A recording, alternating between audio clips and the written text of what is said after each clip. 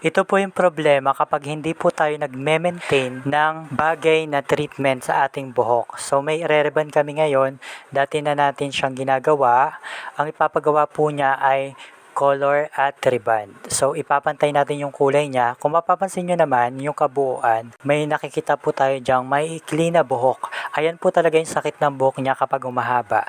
Ang gagawin natin, ito madidilaw na portion, ida-darken po natin para gumanda at pumantay yung kulay ng buhok niya. Inumpisa na natin siyang lagyan ng gamot na number 1. Ang paglalagay po dito ay yung regrowth lang. Since wala po siyang treatment, mas maganda sana kung meron siyang Brazilian.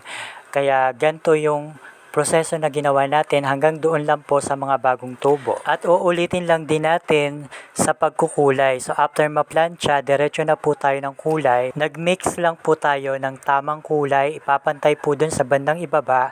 Tapos yung sinabi ko kaninang madidilaw na portion ng kanyang buhok, idadarken lang po natin siya para gumanda at pumantay doon sa ilalim na kulay ng kanyang buhok. Ganon din ang proseso kapag paplantsahin, hanggang doon lang din po kung saan natin pinahiran ng gamot. Ito na yung pinaka-resulta. Kung makikita nyo yung color, maganda na siyang tingnan kumpara po kanina na may madidilaw po doon sa bandang gitna.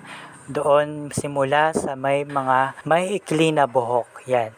Kung mapapansin nyo, medyo dark pa dyan sa gitna, pero habang tumatagal, mag-fade po yan ng konti at papantay na po doon, magiging brown na po siya lahat. So itong client na to, nagkulay po siya ng itim dati, kaya in-advise po natin na huwag magkukulay ng itim kung gustong ma-achieve ang mga passion color. So dito, kagaya po ng lagi kong sinasabi, hindi po kami papangalawang plancha para po mas makita po natin yung pinakatunay na resulta. So ayan na po siya, wala na pong plancha yan. Yun kasi ang nagiging dahilan ng pagkasira ng buhok kapag pinaplancha ng pangalawang beses nang walang anumang treatment na nilalagay.